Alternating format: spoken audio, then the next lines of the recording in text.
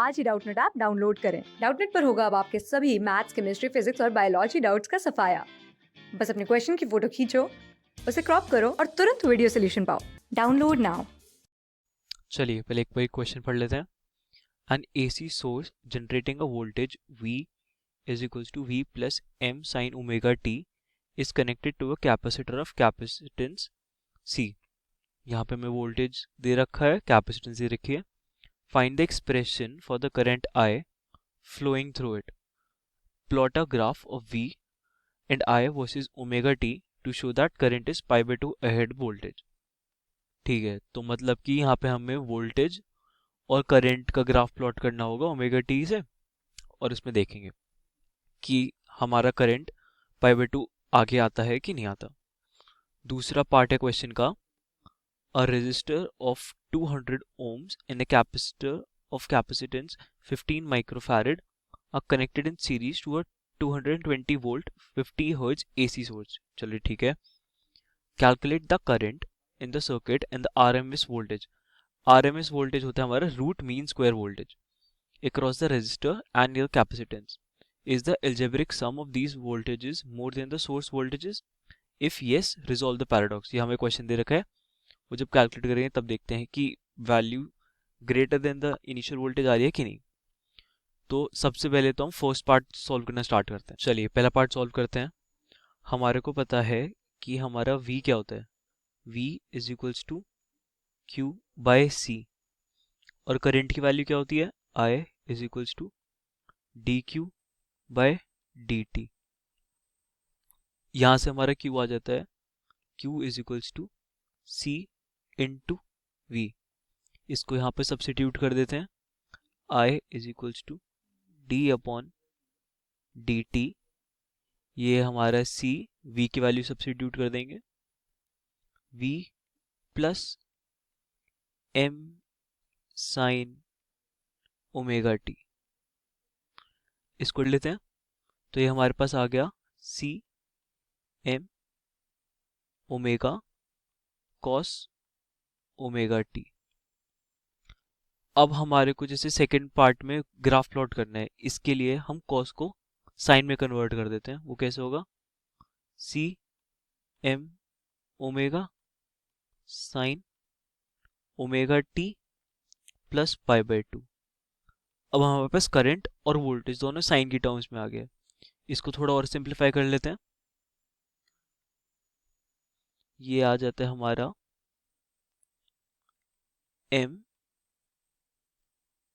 Sign omega T plus pi by 2 upon 1 upon C omega. ये रहा, ये हमारे पास वैल्यू आ गई है करंट की, that is flowing through the capacitance. ये जो हमारे पास टर्म होता है 1 अपॉन ओमेगा सी, इसे हम कहते हैं कैपेसिटिव रिएक्टेंस, XC से डिनोट करते हैं, is equals to 1 upon omega C. अब हमारे दूसरा पार्ट था ग्राफ प्लॉट करना, तो चलिए ग्राफ प्लॉट करते हैं। हाँ, तो हमने ये ग्राफ प्लॉट किया है। हाँ, तो हमने ये वोल्टेज ब्लू वाला और ये पर्पल वाला करंट ग्राफ प्लॉट कर लिया है।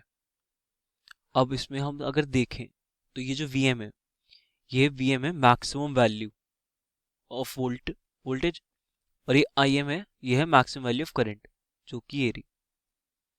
अब अगर हम ग्राफ में देखें तो जो वोल्टेज है वो पाई बाय 2 लैग कर रहा है। इसका मतलब आई करंट की जो मैक्सिमम वैल्यू है वो पाई बाय 2 रेडियंस से पहले रीच हो रही है।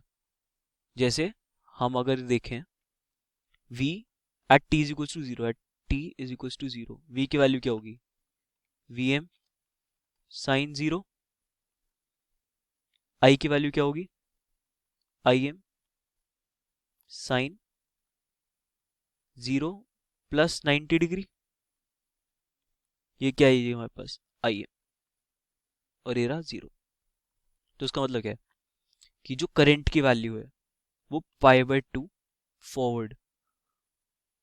सिंपल भाषा में अगर हम गए तो जो मैक्सिमम वैल्यू है करंट की वो वोल्टेज से पाई बाय 2 रेडियंस पहले रीच हो जाएगी।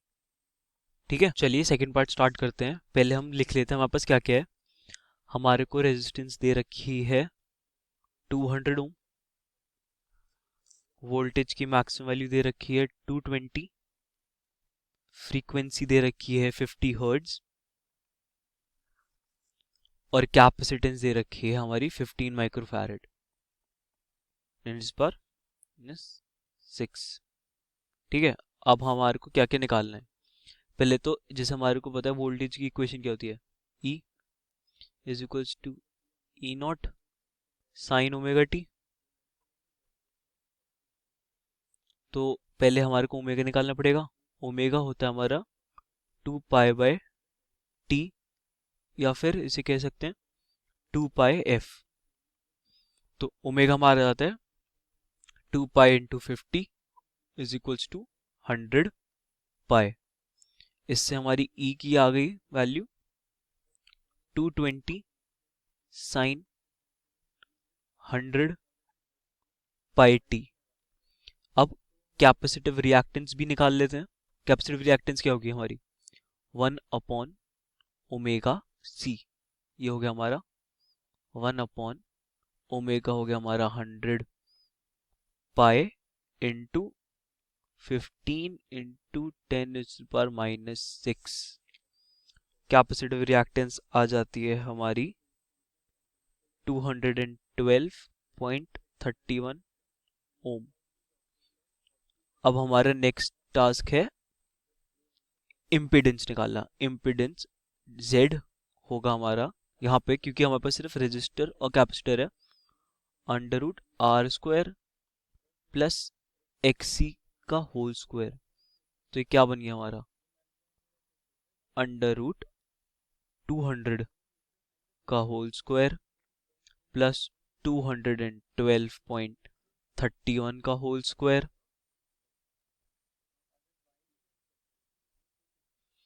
ये आ गया हमारा 291.67। अब हमारे वाली है, तो करंट क्या होगा हमारा I is equals to E by impedance that is Z। Value डाल देते हैं 220 sine 100 pi T upon impedance की वैल्यू आ रही है हमारी 291.67। ये क्या हो जाएगा हमारा, ये आ जाता हमारा 0.75 साइन 100 पाई टी।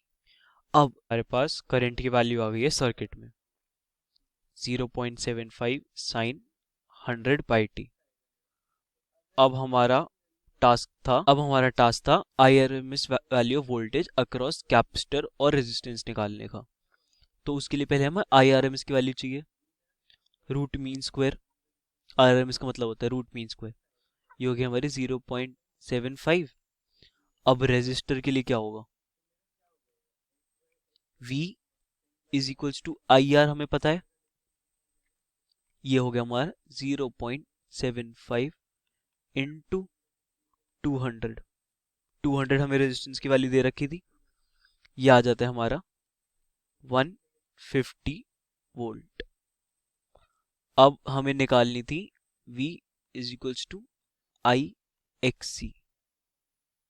ये है कैपेसिटेंस, लाइक कैपेसिटर के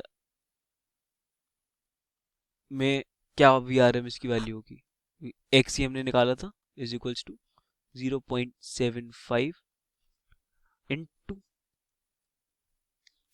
212.31। ये आ जाता है हमारा 159.2 वोल्ट। तो ये रहा हमारा आंसर आ जाता है। VRMS across resistor is 150 and VRMS across capacitor is 159.2। अब जो हमारी वैल्यू आ रही है टोटल V की, वो आ रही है 309.2 which is greater than 220। इसका रीज़न है voltage across resistor and voltage across capacitor are not in the same phase। मतलब V across resistor and V across capacitor are not in same phase. Not in same phase. And as they are not in the same phase, they cannot be added like natural numbers. Natural या फिर ordinary numbers. Thank you.